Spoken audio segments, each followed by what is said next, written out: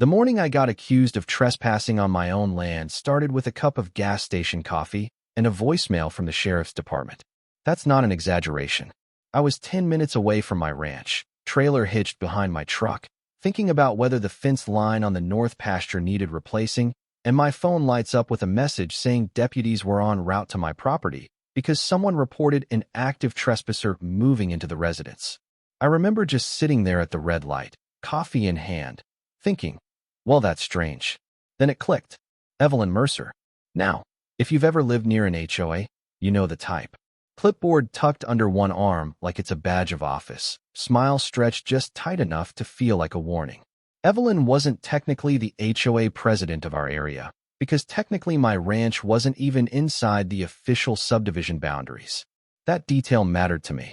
It did not matter to her. I'd bought Briar Ridge Ranch 3 years earlier after selling my contracting business in Dallas. 212 acres, deeded clean, no liens, no shared access roads, just one long gravel driveway cutting through live oaks and rolling pasture. It was the kind of place you could stand in the middle of and hear nothing but wind and your own heartbeat. My wife, Hannah, cried the first time she saw it. My daughter, Ellie, said it felt like the world got bigger all of a sudden. Evelyn said it was an eyesore.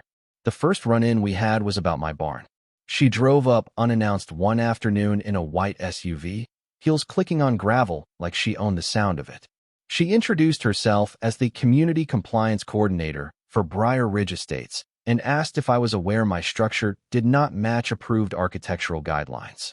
I told her gently that I wasn't part of Briar Ridge Estates. She smiled like I'd just made a cute mistake.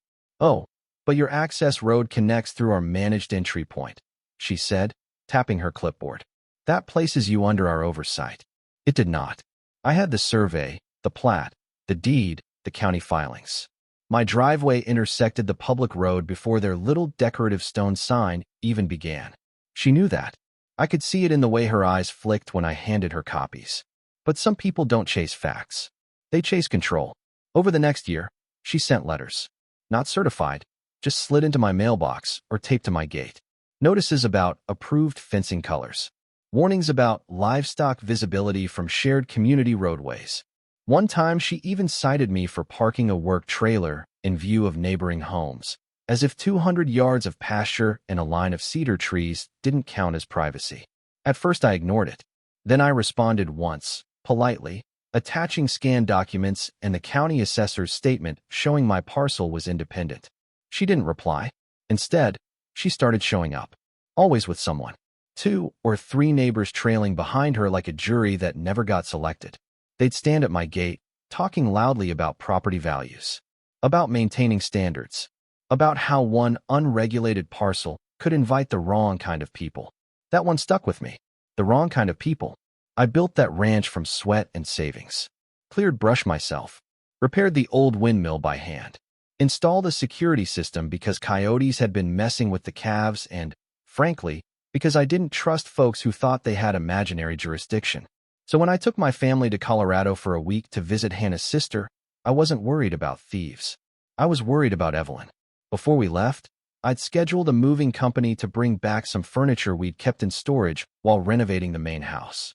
The truck was supposed to arrive the same morning we got back.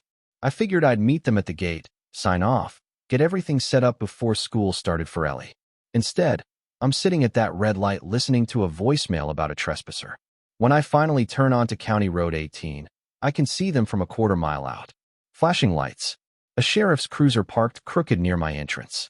And right behind it, Evelyn's white SUV angled across my driveway like she's blocking a prison break. The moving truck is idling on the shoulder. 2 guys in matching blue shirts standing awkwardly by the cab, looking like they walked into the wrong movie set. And there she is, clipboard in hand, arm extended dramatically toward my house in the distance. Even from inside my truck, I could hear her voice carrying on the wind. That's him. That's the man trying to enter without authorization. Without authorization. I pulled up slow, rolled down my window, and gave the deputy a nod before I even looked at her. He stepped forward, calm, professional, hand resting near his belt, but not tense. "Morning, sir. We got a call about a possible trespass in progress. You live here?" "Yes, sir," I said, reaching into my glove box. "Name's Daniel Harper." owner of Briar Ridge Ranch. Evelyn let out a short, sharp laugh like I'd just told a joke. That's what he claims. Claims. I handed the deputy my driver's license first, then the folder I always kept in the truck. Deed copy, survey, tax statements. I'd learned to keep paperwork close when dealing with people who rewrite reality. While he flipped through the pages, she kept talking. Not to me. To the other deputy who had just arrived. He's been warned repeatedly. This property falls under community standards. We cannot allow unauthorized occupancy.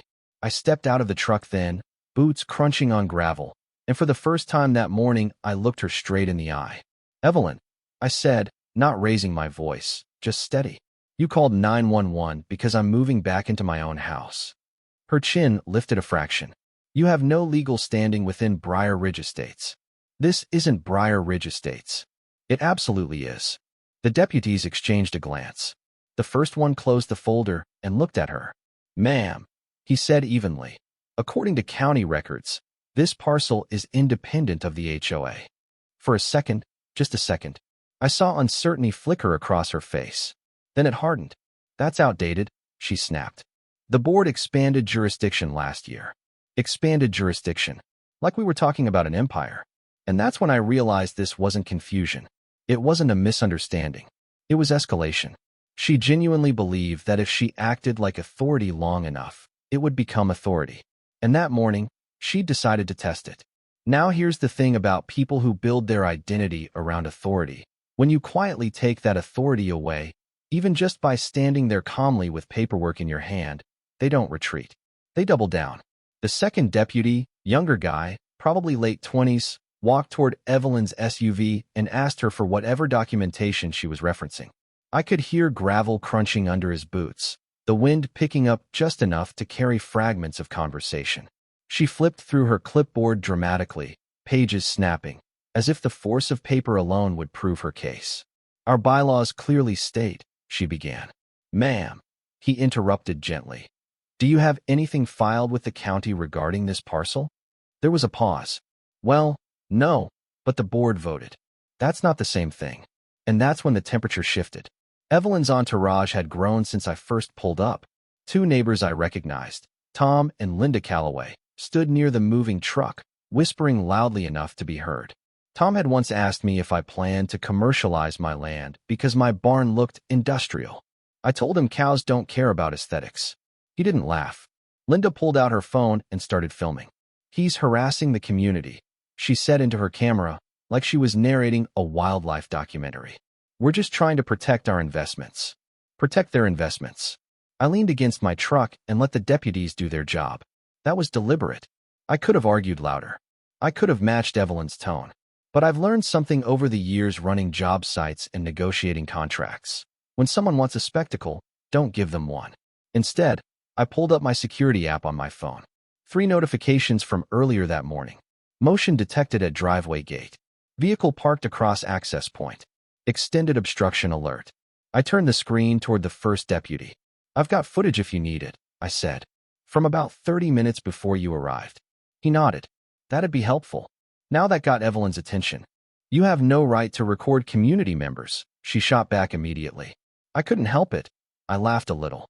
Not mocking. Just surprised. It's my driveway, I said. My camera. On my property. She stepped closer to me then. Close enough that I could see the tension in her jaw. You think this is funny? She said under her breath. No. I replied just as quietly. I think it's unnecessary. That word hit harder than any insult would have. Unnecessary. Because underneath all of this wasn't confusion about boundaries. It was control. For 2 years she'd been trying to pull my land into her orbit. Letters, warnings, little public shaming attempts at HOA meetings I didn't attend. She'd once told Hannah at the grocery store that integration into the community would be healthier for everyone. Healthier. Like we were a disease. The deputy watched the footage on my phone first, then asked if I could email it. The clip showed Evelyn's SUV pulling in sideways across my gate at 7:12 a.m. The moving truck arriving at 7:26. Her walking up to the driver, pointing, gesturing emphatically. The driver stepping back with both hands raised in confusion. No aggression. No forced entry. Just a woman manufacturing a crisis.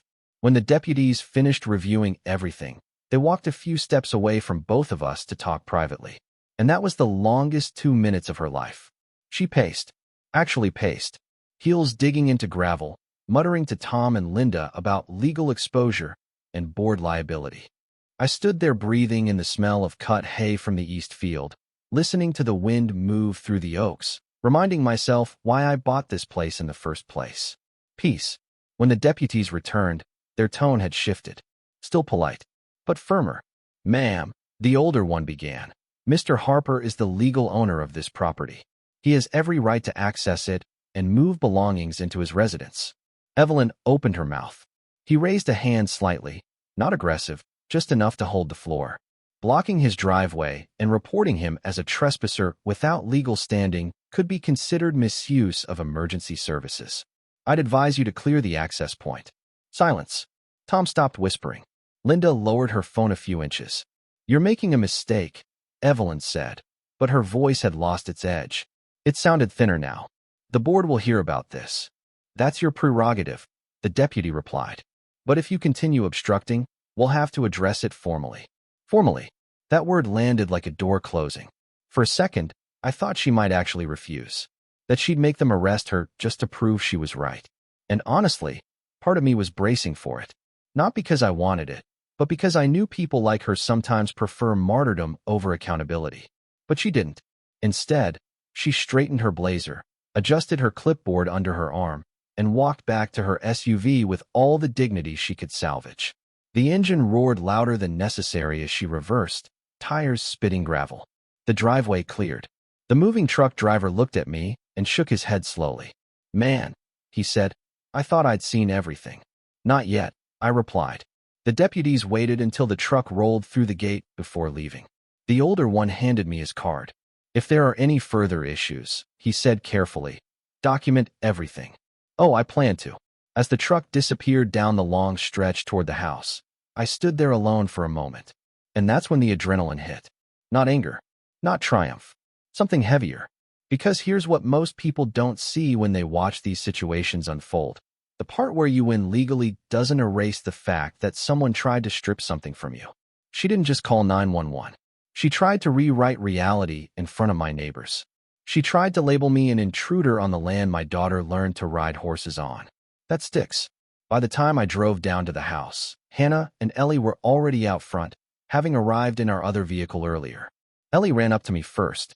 "Dad, is that the lady from the mailbox letters?" she asked. "Yeah," I said. "Did she really tell the police you didn't live here?" "She tried." Ellie looked back toward the gate, then at me. "That's insane." Kids have a way of saying things clean. Hannah stepped closer, quieter. "Are we okay?" she asked. I looked around. The porch we rebuilt. The windmill turning slow and steady. The cattle grazing without a care in the world. "Yeah," I said finally. "We're okay." But that wasn't the end of it. Because humiliation has a funny way of fermenting. And people who lose publicly sometimes come back privately. You'd think that would have been the end of it. Sheriff confirms ownership. Driveway cleared. Moving truck unloads. Everyone goes home a little embarrassed and maybe a little wiser. That's not how pride works. For about 2 weeks after the incident, things were quiet. Too quiet, honestly. No letters taped to the gate. No slow roll-bys from Evelyn's SUV. No whispered comments relayed through neighbors. It felt like the air before a thunderstorm, heavy but still. Hannah noticed it too. "She's not done," she said one evening while we were sitting on the porch watching the sun drop behind the west pasture. "I know," I replied. Because the truth is, that morning hadn't just been about property lines. It was about status. Evelyn had built her reputation in Briar Ridge Estates on being the enforcer, the one who maintained standards. And in front of deputies, in front of her own supporters, that authority had dissolved in under 5 minutes. That kind of crack doesn't seal easily. The letter arrived on a Thursday. Certified mail this time. Not from her personally, but from an attorney representing the Briar Ridge Estates Homeowners Association. The claim was creative.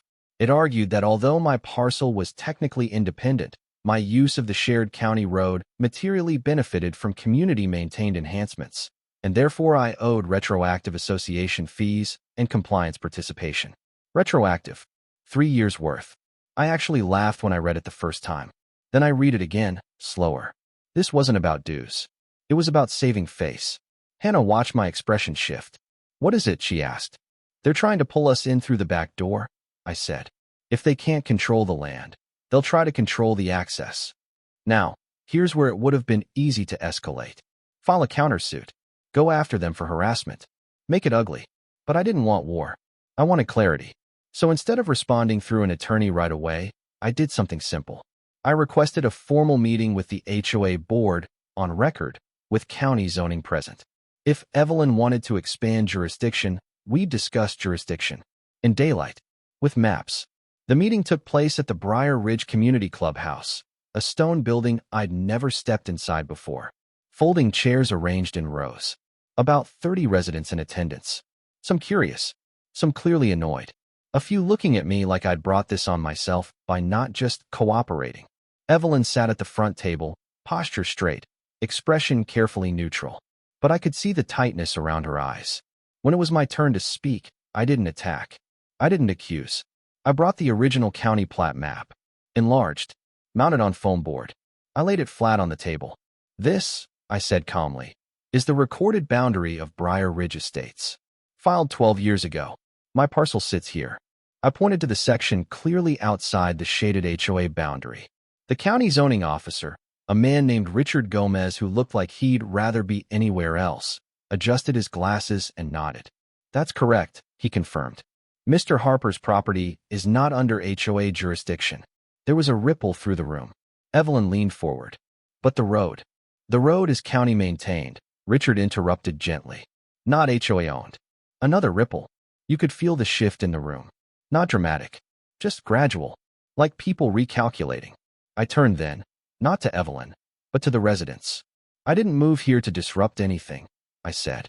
"I moved here because I love open land. I've invested in it. I've improved it. I pay my taxes like everyone else. I respect that you have standards inside your community. All I've asked is that you respect that my land is not inside it." Silence. Then, unexpectedly, Tom Calloway stood up. Now Tom had been one of her loudest supporters that morning at the gate. The same man who'd whispered about property values. He cleared his throat. "Is it true," he asked the zoning officer, "that we could be legally exposed if we try to enforce rules outside our boundary?" Richard didn't hesitate. Yes. That was it. That was the moment the air changed. Because suddenly this wasn't about aesthetics or standards. It was about liability. And nothing dissolves misplaced authority faster than personal risk. The board went into a brief private discussion. 10 minutes later, they returned with a statement. Briar Ridge Estates would formally acknowledge that my parcel was not subject to HOA governance. No retroactive fees. No compliance authority. No oversight. Publicly recorded. Evelyn didn't look at me when the statement was read. After the meeting, as people filtered out, she finally approached. No clipboard this time.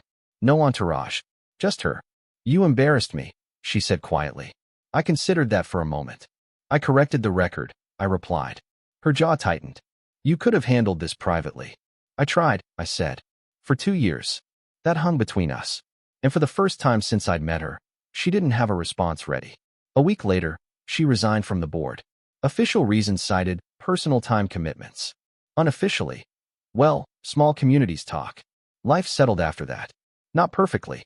A few neighbors still kept their distance. Others, surprisingly, warmed up. Tom even stopped by one afternoon with a six-pack and an apology that sounded awkward but sincere. Turns out, when you remove a central enforcer, people start thinking for themselves. Now here's the part one still wrestle with. Was she malicious? Or was she convinced she was protecting something fragile? Control can look like cruelty from the outside, but sometimes it's fear wearing a uniform. I've replayed that morning more times than I can count. The flashing lights, her voice calling me an intruder, Ellie asking if someone really tried to arrest her dad on his own land. What changed me wasn't the victory. It was the realization that documentation matters. Com matters. And letting someone else self-destruct under the weight of their own overreach is often more powerful than striking back. I still believe in community. I just believe it has boundaries. Briar Ridge Ranch is quiet again. The wind still moves the same way across the pasture. Ellie rides along the fence line without worrying about who thinks the barn matches their preferred shade of beige. And sometimes, when I drive past that stone HOA sign on County Road 18, I think about how close arrogance came to rewriting my reality. Not because it was strong, but because too many people were willing to nod along. So here's what I'm curious about. If you were in my position, would you have pushed back the same way? Or would you have paid the fees just to keep the peace? And on the other side of that, where do you think the line is between protecting a community and controlling it? I want to hear your take. Drop it in the comments. Because these situations aren't just about one ranch in Texas, they're about power, perception, and how far someone should be allowed to go before reality steps in. And trust me, reality always steps in eventually.